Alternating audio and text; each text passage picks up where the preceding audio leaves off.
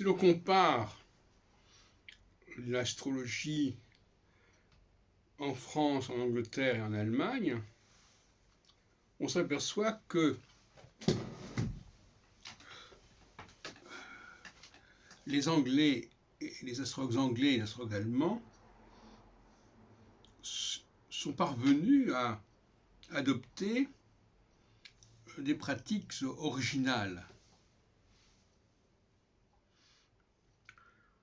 Les Anglais ont notamment adopté, en tout cas à une certaine époque, ce qu'on appelle les harmoniques de John Hadday, A de D-E-Y, lequel d'ailleurs a participé à notre congrès de Londres de 1981, comme en témoigne un certain nombre de photos et d'enregistrements. C'était une façon tout à fait particulière d'interpréter, de structurer le thème natal. Je ne sais pas ce qu'il en est aujourd'hui, mais en tout cas, il y a eu cette période où la communauté astrologique anglophone avait adopté ce modèle, mais assez général.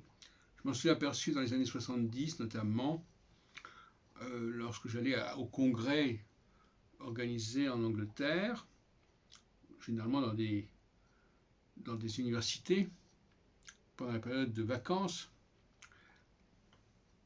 Et puis en ce qui concerne les Allemands, il y a eu notamment le phénomène hébertine, l'astro-cosmobiologie, mais plus avant le phénomène uranien, comme ils disent, l'école de Hambourg, qui a introduit notamment la notion de mi-point, et aussi celle consistant à ce qu'on appelle le système de 90 degrés, c'est-à-dire qu'on passait de 360 degrés à 80 degrés en mettant ensemble tous les astres qui étaient séparés par 80 degrés ou 180 degrés.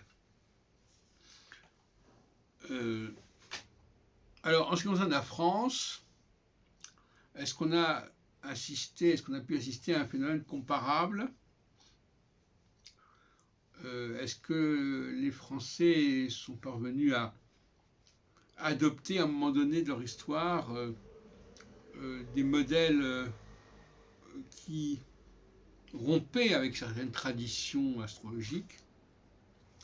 Il me semble, à tort ou à raison, que l'astrologie française est restée beaucoup plus proche de la tradition astrologique et qu'elle n'a pas adopté de nouvelles pratiques, de nouveaux concepts. À la différence de l'astrologie anglaise et de l'astrologie allemande. On pourrait contester cela par certains côtés, mais globalement, jusqu'à présent en tout cas, ça n'a pas été vraiment le cas. Il y a eu bien sûr les travaux de Michel Vauquelin qui auraient pu contribuer à renouveler le sujet, mais ils sont restés quand même assez marginaux par rapport à la pratique des astrologues.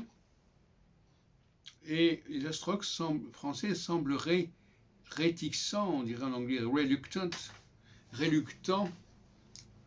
à l'adoption de nouveaux concepts, de nouveaux modèles.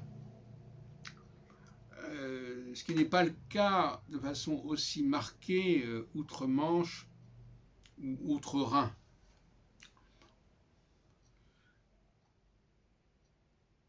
Ce qui est assez décevant d'ailleurs. On s'aperçoit avec recul, nous sommes en 2021, à quel point nous en sommes restés à des pratiques traditionnelles qui n'ont pas bougé depuis des décennies, voire même des siècles.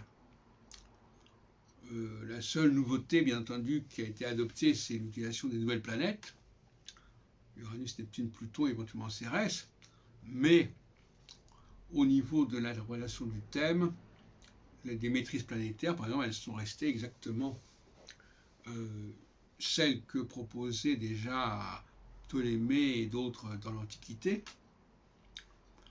malgré les travaux, mes propres travaux de 1976, ou ceux de Lisa Morpurgo, etc.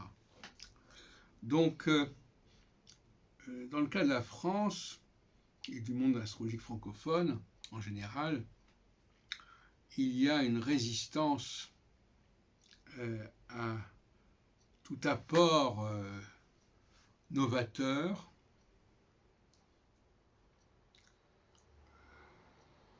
et on s'aperçoit que ceux qui se prétendent novateurs ne le sont pas vraiment.